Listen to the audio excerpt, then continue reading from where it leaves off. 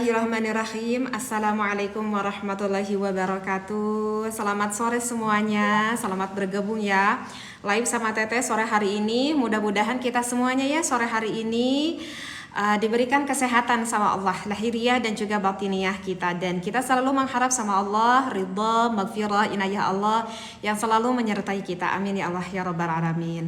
Insyaallah sore hari ini kita bincang-bincang, ngobrol santai aja, tapi bincang-bincangnya harus ada sesuatu hal yang manfaat ya. Jangan hanya sebatas bincang-bincang doang gitu ya. Baik, bismillahirrahmanirrahim. Alhamdulillahirabbil alamin, wassalatu wassalamu ala asrofil anbiya'i wal mursalin wa ala alihi washabbihi ajma'in. Amma ba'd. Waalaikumsalam Kakak Sansan. Alhamdulillah. Seperti Kakak Sansan lihat Teteh alhamdulillah sehat Kak. Alhamdulillah sehat.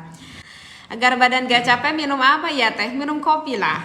Serius ini Teteh. Bukan mentang-mentang karena Teteh jualan kopi.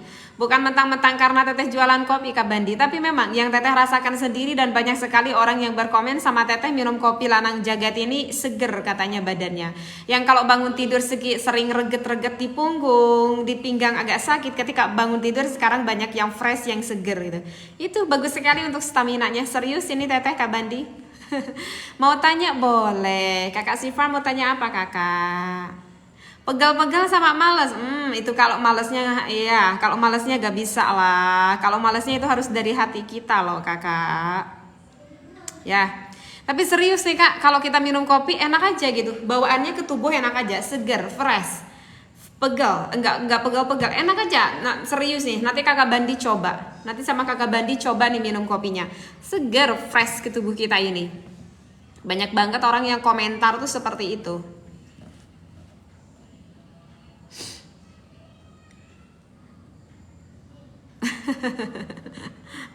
Bikin adem. Oke. Ini Kakak Sifan katanya Teh suka ada yang tadarus Al-Quran. Ketika membuka lembar-lembar Al-Quran itu katanya dibasahin ya, dilujuri. Oh iya benar, itu ada hukumnya. Ada Kakak Sifan.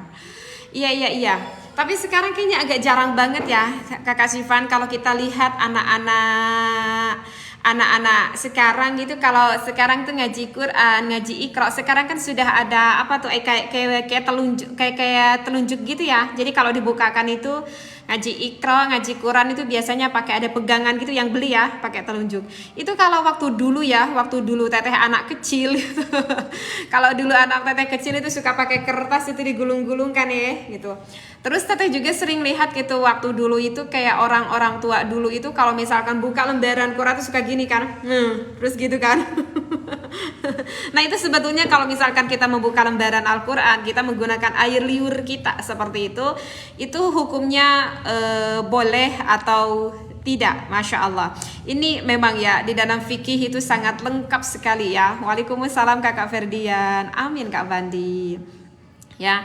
Nah itu ada hukumnya, ada. Karena Teteh juga itu pernah baca di dalam salah satu referensi kitab. Ada di dalam beberapa referensi kitab. Kalau yang disampaikan oleh Imam Ibnu Hajar itu ada di dalam kitab apa itu? Di dalam kitab ditukil di dalam kitab Hawashi al-Madaniyah. Penampilan baru. Di dalam kitab Hawashi. Itu bahkan Ibnu Hajar menghukuminya haram. Hanya gitu aja gitu.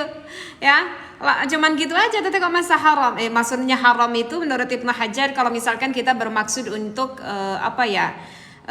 untuk menghinakan Al-Quran atau tidak memuliakan Al-Quran, maka itu hukumnya adalah haram. Tetapi kalau menurut Imam Ramli dan juga Imam Qalyubi, ini menghukumannya boleh-boleh aja. Boleh-boleh aja kok kita membuka lembaran, kita menggunakan lidah. Ini ada di dalam kitab Tuhfatul Muhtaj. Itu hukumnya boleh-boleh aja. Tapi ada syaratnya, kita itu tidak boleh kita itu tidak boleh untuk menghinakan Al-Quran seperti itu.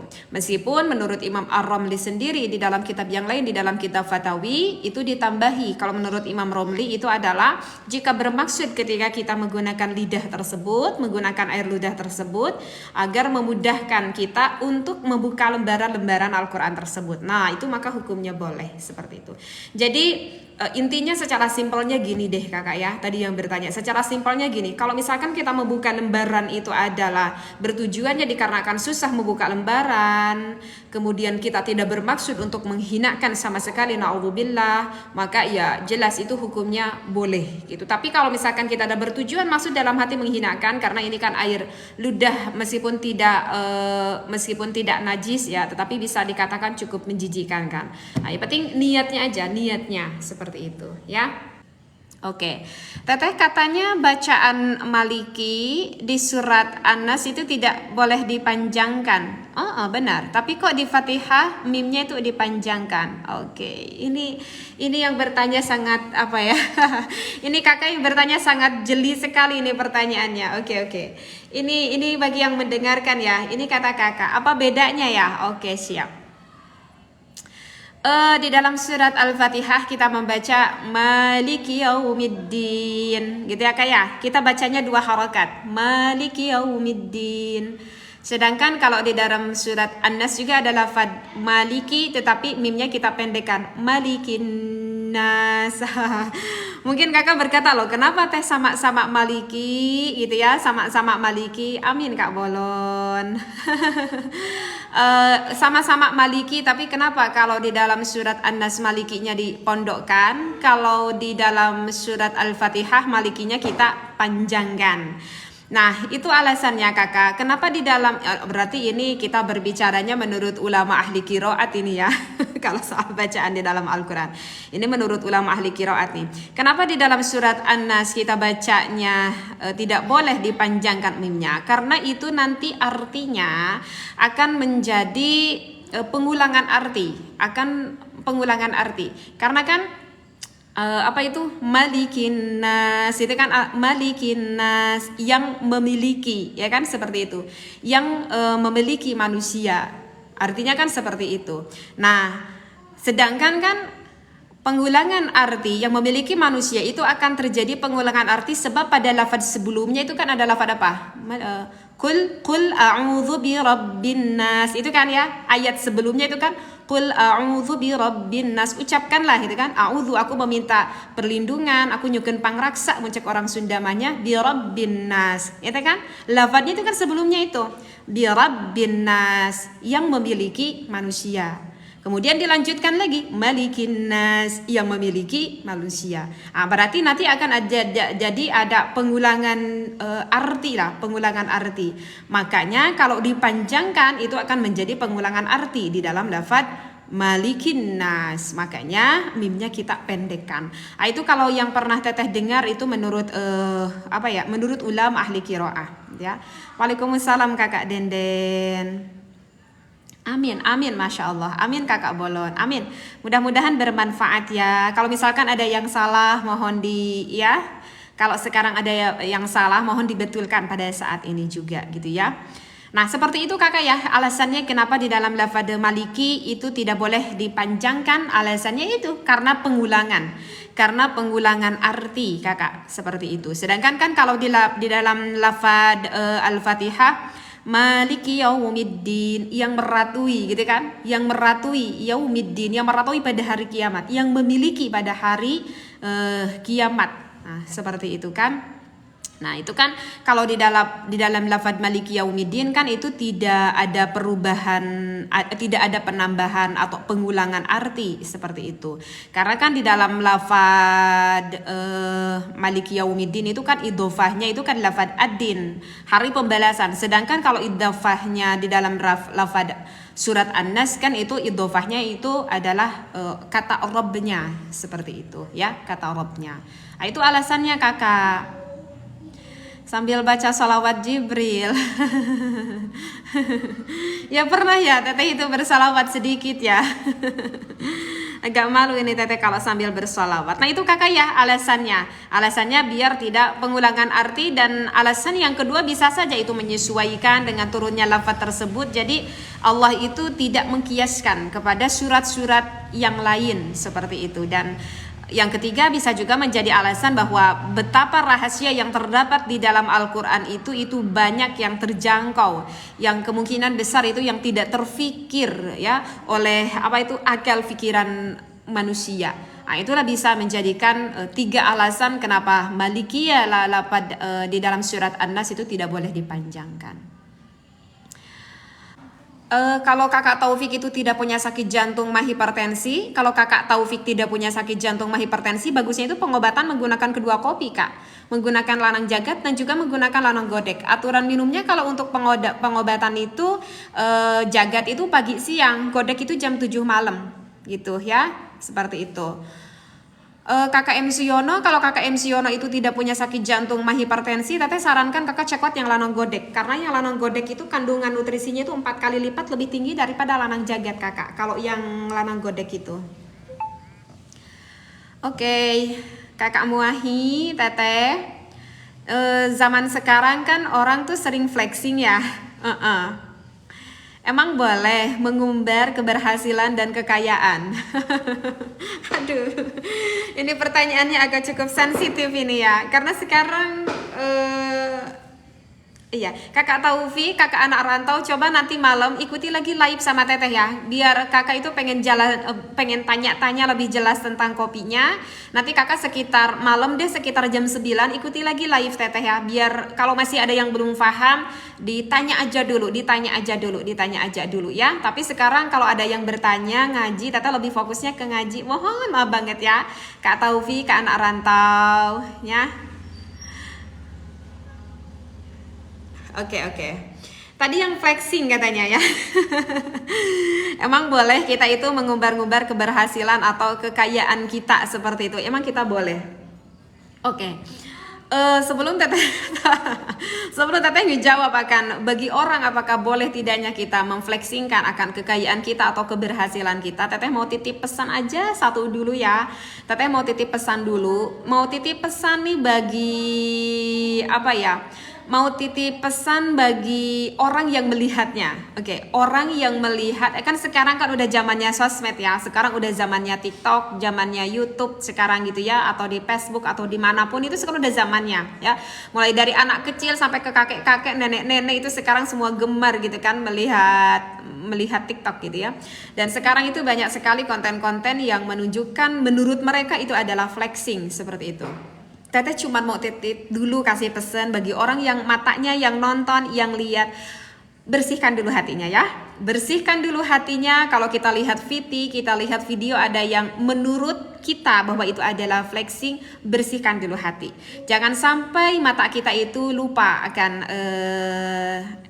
kepada Allah, sehingga ketika kita melihat video tersebut hati kita ikut berkata, meskipun lidah kita tidak berkata, khawatirnya hati kita yang berkata.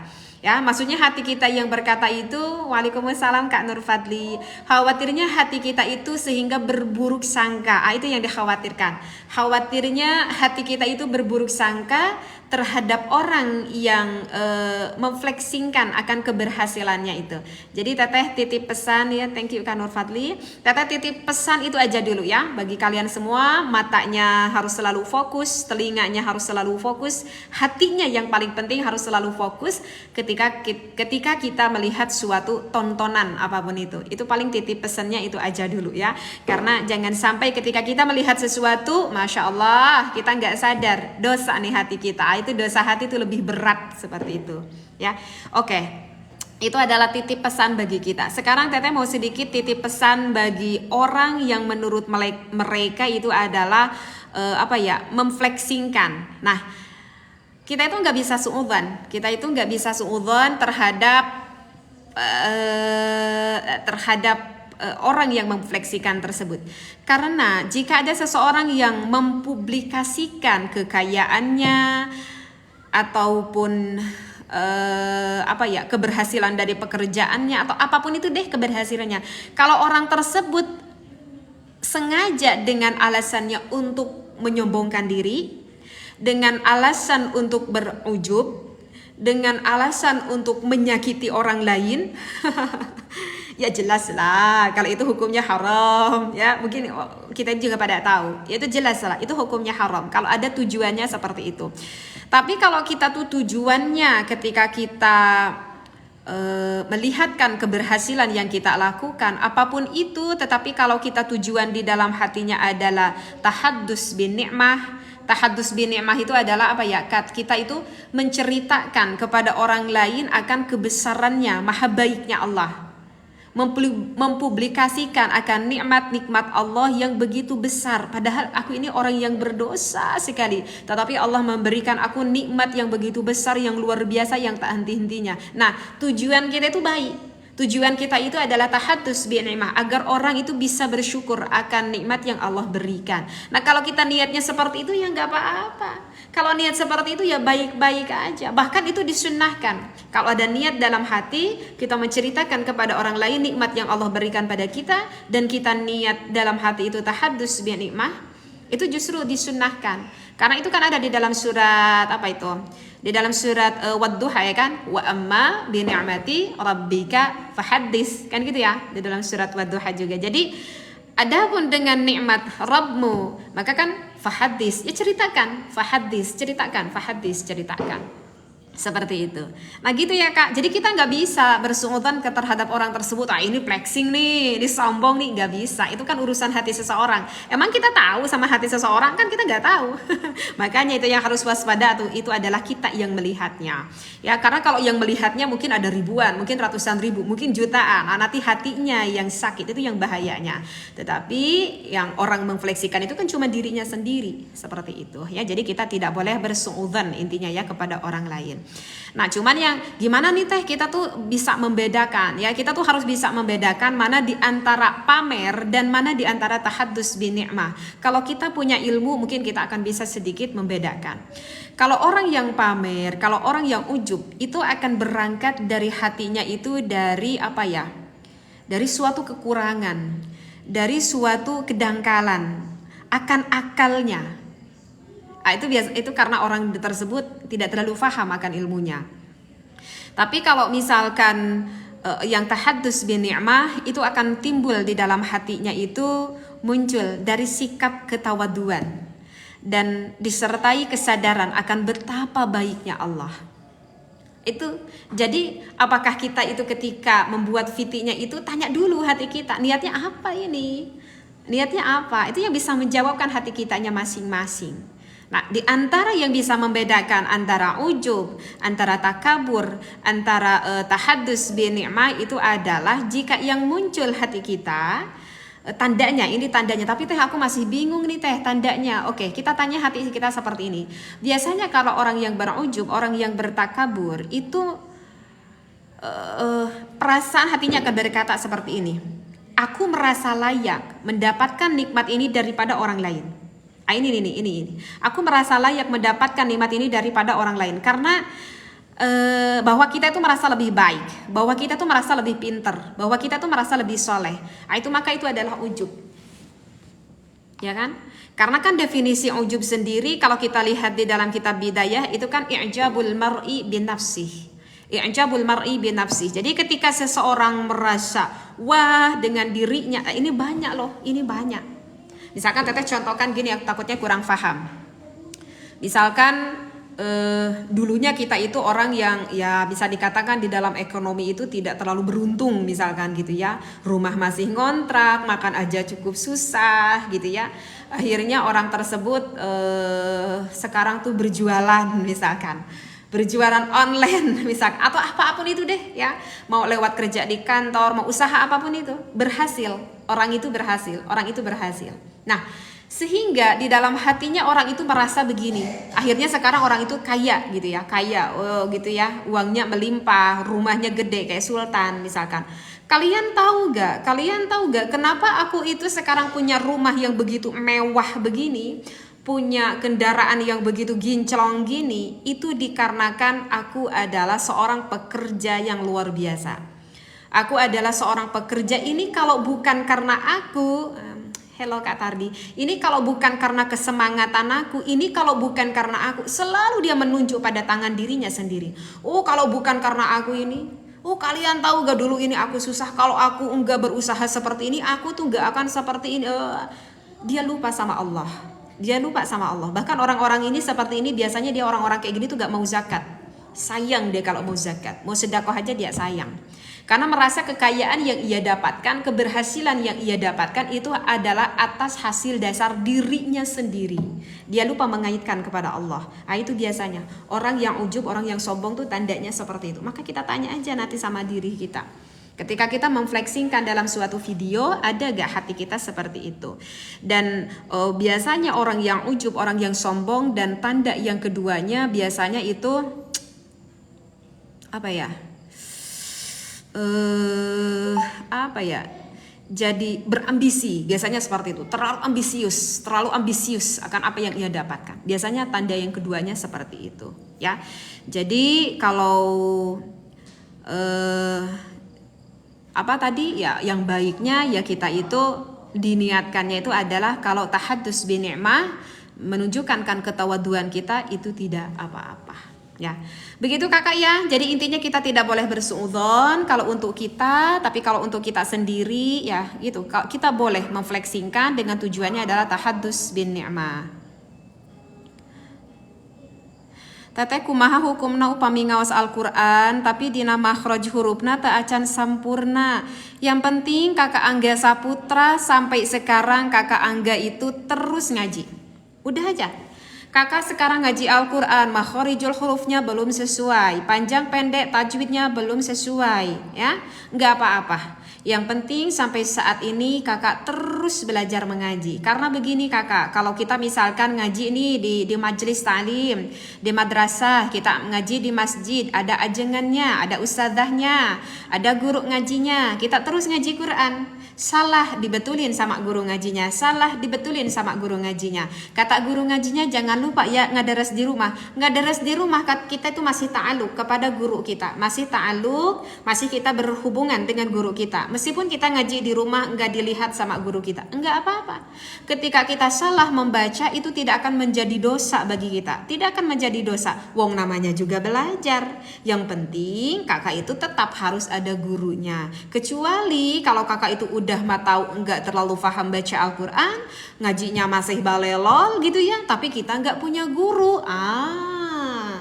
Ya itu yang jadikan salah gitu ya. Jadi enggak apa-apa kita salah, yang penting selama ini kita tetap ngaji, tetap masih ada gurunya, diampuni oleh Allah ya. Sampai adzan maghrib kakak Abdullah. Sampai adzan maghrib kakak, insya Allah ya. Adzan maghrib teteh berhenti kakak. Teteh kalau seseorang menikah mantan mertua apakah boleh? Ya gak boleh lah kak. Gak boleh lah kak. Kita nikah sama mantan mertua gak boleh, karena gak ada mantan. Kalau mertua itu gak ada mantan kakak Abdullah. Kalau mertua itu gak ada mantannya. Meskipun kita itu udah cerai, meskipun kita itu udah ditinggal mati, gak ada itu. Istrinya mati gitu ya, atau suaminya mati, atau misalkan kita bercerai sama suami kita, sama istri kita, enggak ada itu mantan mertua. Mertua itu mu'abbad. Mertua itu selamanya kakak Abdullah ya. Misalkan kita nikah nih sama suami kita cerai, ya sama suami kita yaitu mantan suami karena kita cerai. Tapi kalau sama mertua bukan menjadi mantan mertua, tetap meskipun kita cerai sama suaminya, mertua itu mu'abbad. Mertua itu selamanya. Suami kita meninggal, ya selamanya itu mertua itu, bukan mantan. Ya jelas itu hukumnya haram. Seperti itu ya kak, itu jelas hukumnya haram. Ya, karena itu termasuk mahram yang termasuk musaharah kan, mahram musaharah dikarenakan kemertuaan, dan kemertuaan itu sifatnya mu'abbad, sifatnya selamanya. Ini ada di dalam kitab Mausu'atul Fiqhiyah. Kecuali kalau misalkan mertuanya yang tiri. Kalau mertua yang tiri itu seperti ini, misalkan kita itu punya bapak mertua atau kita itu punya ibu mertua tapi tiri gitu, tapi tiri. Nah, kalau misalkan si bapak mertuanya tersebut sudah mendukhuli istri yang barunya itu, ya maka itu belum, kita ketika bersentuhan kulit itu belum batal, sama kayak statusnya ke anaknya. Maksudnya gini nih, misalkan contoh gini, takutnya kurang paham nih. Misalkan ibu kita itu, bapak kita tuh udah sudah meninggal, bapak kita sudah meninggal, ibu kita menikah lagi dengan laki-laki yang lain. Nah, ketika udah menikah dengan laki-laki yang lain, ketika sudah ijab qabul, bersentuhan kulit bapak tiri kita dengan anaknya, dengan anak tiri berarti ya, itu tuh masih batal. Itu tuh masih batal. Tetapi ketika nanti bapak tiri kita sudah mendukhul artinya mendukhul ya sudah beribadah dengan ibu kita, maka itu baru statusnya syah sepenuhnya menjadi bapak tiri. Dan ketika kita bersentuhan kulit dengan bapak tiri, saat itu sehingga menjadi tidak batal, dan itu sifatnya nanti ya mu'abbad selamanya juga. Jadi kakak jelaslah kak, tidak boleh kita menikah dengan mertua selamanya, dan tidak membatalkan wudhu kalau kita bersentuhan kulit dengan mertua kita gitu. Sama adik tiri, adik tirinya statusnya gimana kakak MFI adik tirinya? Kalau statusnya begini kakak MFI adik tirinya, misalkan gini kakak MFI, misalkan ada sosok apa itu, gimana ya teteh ngejelasinnya kakak MFI.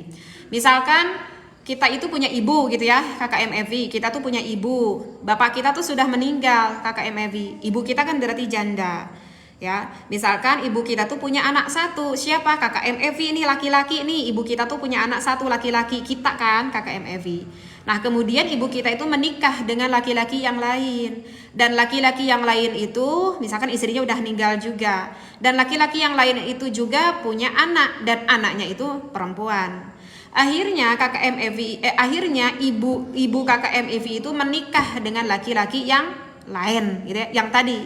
Nah kita bersentuhan kulit dengan adik tiri kita yang perempuan itu membatalkan wudhu tidak? Itu batal. Kenapa? Karena tidak ada perkaitan darah. Dan apakah boleh kita menikah dengan adik tiri kita yang tidak ada perkaitan darah itu? Boleh. Kecuali kalau misalkan sesudah menikah, akhirnya ibu kakak MFI punya anak lagi, nah baru itu adalah statusnya adik tiri, dan itu ya jelas ada kaitan darah, dan itu tidak boleh menikah dengan adik tiri yang seperti itu. Ya. Ya kakak Khairun, sekarang udah mau adzan maghrib nih. Katanya teh kalau amalan sunnah, tapi ada gak amalan sunnah tapi lebih utama dari wajib?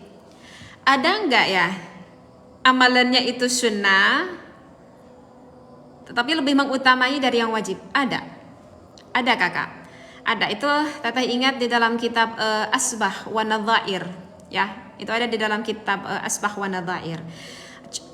Mana aja teteh agak lupa ingat ini. Ada beberapa hal. Contoh yang pertama ini adalah kita salam. Kita tahu gak kalau salam itu hukumnya apa? Kalau salam yang pertama kali itu hukumnya sunnah.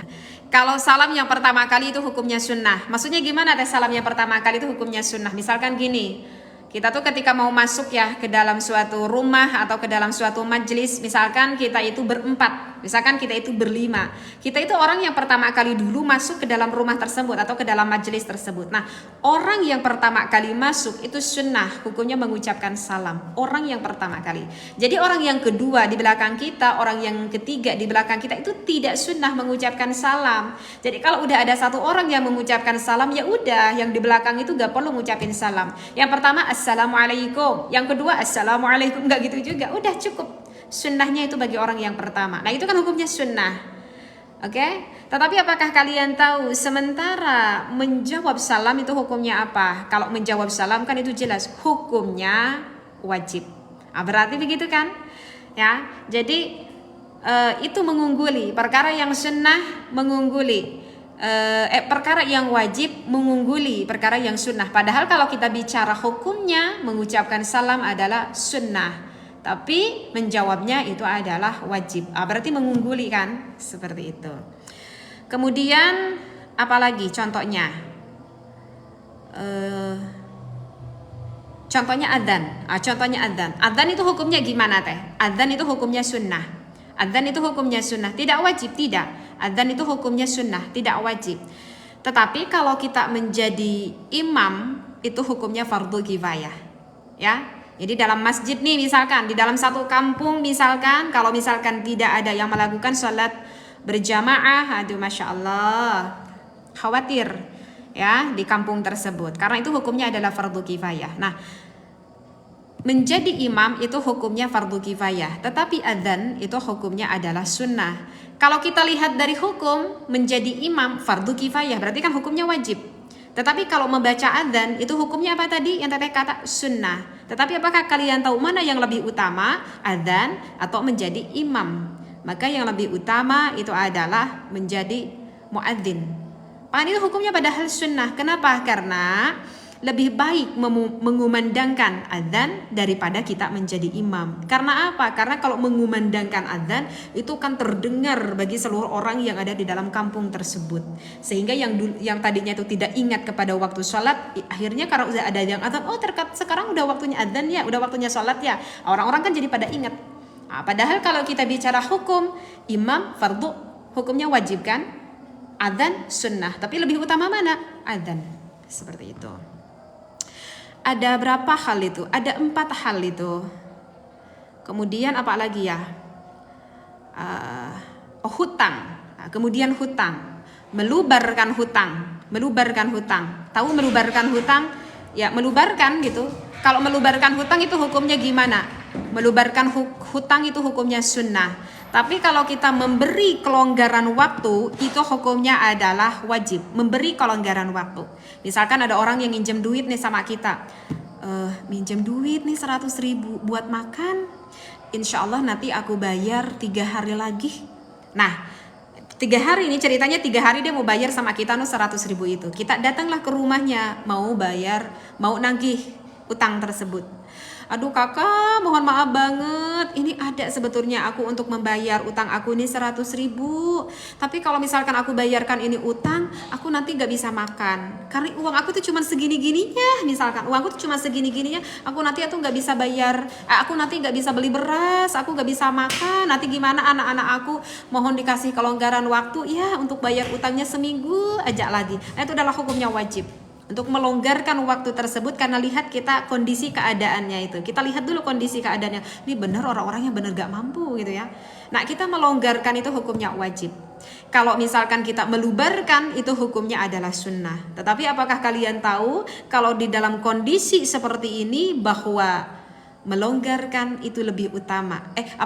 Melubarkan. Bahwa melubarkan itu lebih utama daripada kita melonggarkannya.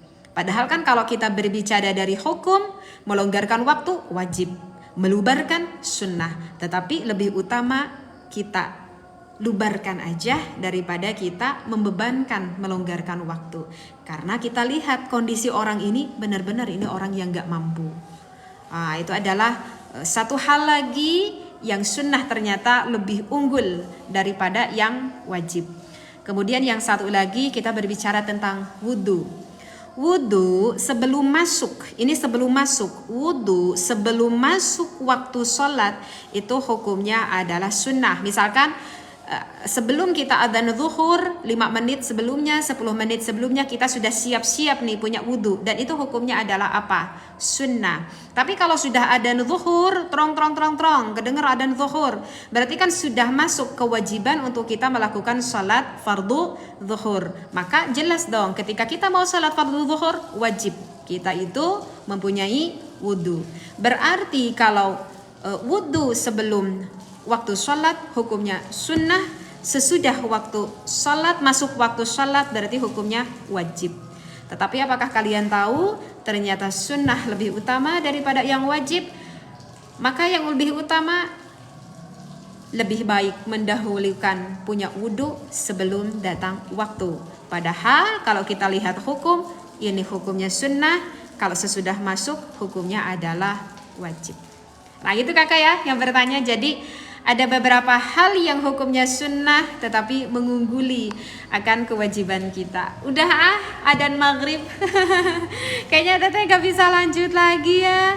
Insya Allah ya, insya Allah. Nanti malam, insya Allah nanti malam. Sekitar jam berapa ya? Sekitar jam 8-an lah atau jam 7, nggak tahu jam berapa deh pokoknya. Nanti kalian terus pantengin teteh. Tapi kalau malam insya Allah seperti biasa akan menemani kalian itu kopi jimat lanang jagat, lanang godek. Insya Allah ini kopi yang membuat kalian sehat dan keluarga kalian semakin harmonis. Amin ya. Mudah-mudahan kita semua sama Allah diberikan kesehatan lahiriah dan juga batiniah kita. Jika ada yang salah dari yang apa ya teteh sampaikan, mohon dikoreksi, mohon dibetulkan. karena ini berbicara tentang hukum dan mohon dimaklumi, namanya juga teteh manusia ya, suka ada lupanya, suka ada khilafnya, dan suka ada jalalatul lisannya, ada kesalahan di lidah ya. Oleh itu semuanya terima kasih, mudah-mudahan Allah selalu menyertai kita. Wallahu muwaffiq ila aqwamit thoriq, wallahu a'lam. Wassalamualaikum warahmatullahi wabarakatuh.